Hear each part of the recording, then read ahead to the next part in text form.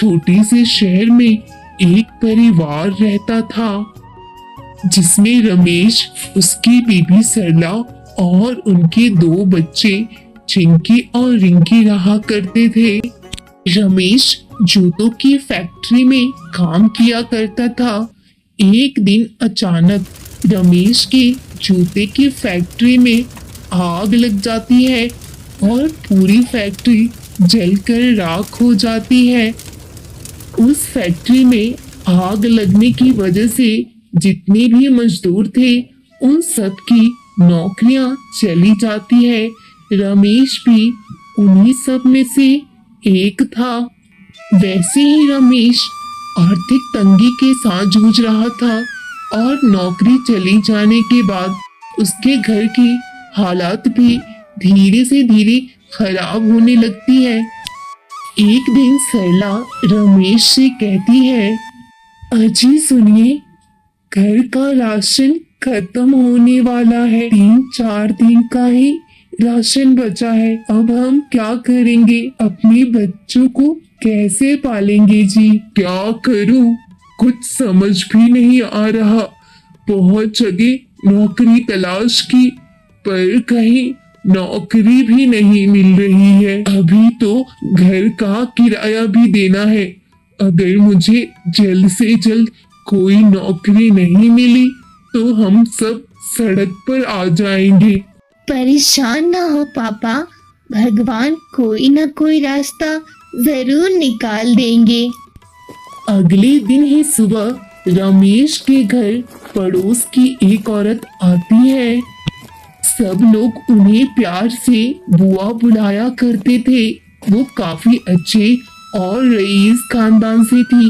वो हमेशा सबकी मदद किया करती थी। अरे सरला, मैंने सुना कि रमेश की नौकरी चली गई और तुम्हारी घर की हालात भी कुछ ठीक नहीं चल रहे हैं। जी बुआ, अब मैं आपको कैसे बताऊं कि हमारे घर की इस वक्त इतनी बुरी हालात चल रही है। घर का किराया भी अभी बाकी है। इनको कहीं नौकरी भी नहीं मिल रही है। मुझे तो कुछ समझ नहीं आ रहा कि अब हम क्या करेंगे, क्या खाएंगे और कहाँ जाएंगे।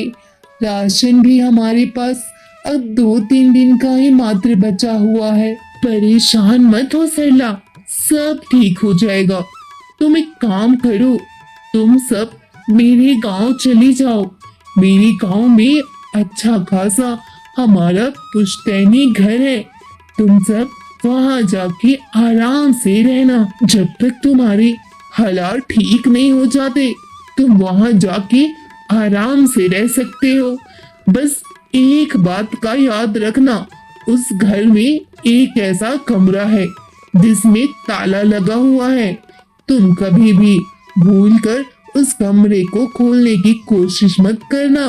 वो हमारे घर में सबसे कोने वाला कमरा है, समझ गए ना? दरअसल उसमें हमारा कुछ जरूरी सामान है। और जहां तक रही रमेश की नौकरी की बात, तो हमारे गांव के ही एक स्कूल है जिसके प्रिंसिपल को हम अच्छे से जानते हैं। वहां चले जाना, वो कोई ना कोई काम रमेश को दे देंगे। मैं उनसे बात कर लूंगी और तुम्हारे दोनों बच्चे रिंकी और चिंकी भी वहां आराम से पढ़ सकती हैं। ये तो बहुत ही अच्छा रहेगा बुआ, हम आपका ये एहसान कभी भी नहीं भूल पाएंगे। सरला रमेश के आते ही उसे सारी बात बताती है जो उसे बुआ ने बताई थी। उसको भी ये सुझाव बहुत ही अच्छा लगता है। रमेश को तो उसकी खुशी का कोई ठिकाना ही नहीं रहा। ऐसा लग रहा था मानो कि कोई जादू हुआ और पल भर में उनकी सारी परेशानियां ही ठीक हो गई। पर वो सारे इस बात से अनजान थे कि उनकी मुश्किलें तो कम नहीं हुई बल्कि उनका इंतजार कर रही है। सरला, तुम सारा जरूरी सामान बांध लो, हम कल सुबह ही निकल जाएंगे। अगले ही दिन रमेश अपने पूरे परिवार को लेकर गांव की ओर निकल जाता है। गांव पहुंचते पहुंचते उनको शाम हो जाती है। फिर जाके वो पहुंचते हैं। फिर रमेश एक आदमी से उस जगह का पता पूछता है। अरे भाई, क्या आप ये पता बता सकते हैं? हमें इस पते पर जाना है। अरे भाई, तुम कहाँ से आए हो और तुम्हें क्या ये बात नहीं पता कि उस घर में किसका साया है? अरे भाई, आज के समय में ये कैसी फालतू बातें कर रहे हो? अगर पता नहीं बताना तो साफ साफ बता दो। हमें क्यों डराने की कोशिश कर रहे हो? ठीक है, मुझे क्या, जब तुमको ही इतनी जल्दी है तो तुम आराम से जाकर रह सकते हो। तुम यहाँ से सीधे चली जाओ और वहां से बाईं तरफ मुड़ जाना। वो जो पहला मकान पड़ेगा ना, वही है ये। फिर क्या सारे ही उस बताए पते पर पहुंच जाते हैं। वो सारे बहुत ज्यादा थक चुके थे। खाना वाना खाकर वो सोने के लिए चले जाते हैं। सरला और रमेश एक कमरे में सो जाते हैं और चिंकी और रिंकी एक कमरे में सो जाते हैं। देर रात को कुछ अजीबोगरीब आवाजें आने लगती है, जिससे चिंकी की नींद खुल जाती है। रिंकी, रिंकी, उठना, देखना, किसी की अजीबोगरीब आवाजें आ रही है। मुझे तो बहुत डर लग रहा है। उठना, जाना, देखना बाथरूम में कौन है। अरे चिंकी, मुझे तो बहुत डर लगता है। तू ही जाके देखना बाथरूम के अंदर कौन है। फिर चिंकी उठकर बाथरूम की ओर जाती है और जो वो देखती है, देखकर हैरान हो जाती है।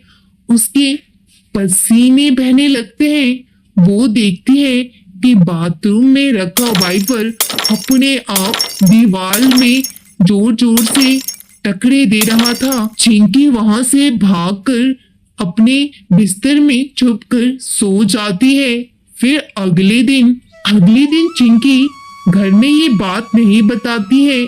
उसे लगता है कि वो उसका सपना था। लेकिन फिर रात को जब वो दोनों सोने के लिए जाती हैं, फिर कुछ आवाजें आने लगती हैं। फिर वो उस कमरे की तरफ बढ़ती है जिसके बारे में उसे बुआ ने बताया था। उसी कमरे के अंदर से आवाजें आती है। ये देखकर रिंकी और चिंकी उस ताले को तोड़ देती है। जब वो ताला तोड़ के देखती है, उसमें एक चुड़ैल दिखती है, जिसे देखकर दोनों के हाथ पैर कांपने लगते हैं और वो दोनों जोर से चिल्लाती है। उनकी आवाज सुनकर रमेश और सरला भी वहां आ जाते हैं और वो भी चुड़ैल को देखकर दंग रह जाते हैं। और रमेश डरते डरते कहता है, चुड़ैल, चुड़ैल, तुम यहाँ क्या कर रहे हो? यहाँ से चली जाओ। क्या कहा? मैं यहाँ से चली जाऊं? ये मेरा घर है और मैं यहाँ से कहीं नहीं जाऊंगी। तुम लोग यहाँ से जाओगे, तुम आराम से चले जाओ, वरना मैं तुम्हारा वो हाल करूंगी कि तुम याद करोगे। देखो, हम बहुत गरीब है। हमारे पास ना मकान है न रोटी है। हमें यहाँ चैन से रहने दो। तुम चाहो तो तुम भी रह सकती हो, लेकिन हमें यहाँ से भगाओ मत। तुम आराम से रहो, हम तुम्हें कुछ नहीं कहेंगे। मैं भी एक माँ हूँ और मैं ये समझ सकती हूँ। मैं भी अपने परिवार के साथ यहाँ रहती थी। मेरे परिवार वालों ने मुझे जान से मार दिया और यहाँ छोड़कर चले गए। मैं तुम लोगों को अब परेशान नहीं करूंगी। तुम यहाँ आराम से रह सकते हो। मैं यहाँ से चली जाती हूँ। फिर वो चुड़ैल उस घर को छोड़कर वहां से चली जाती है और रमेश का परिवार वहां खुशी खुशी रहने लगता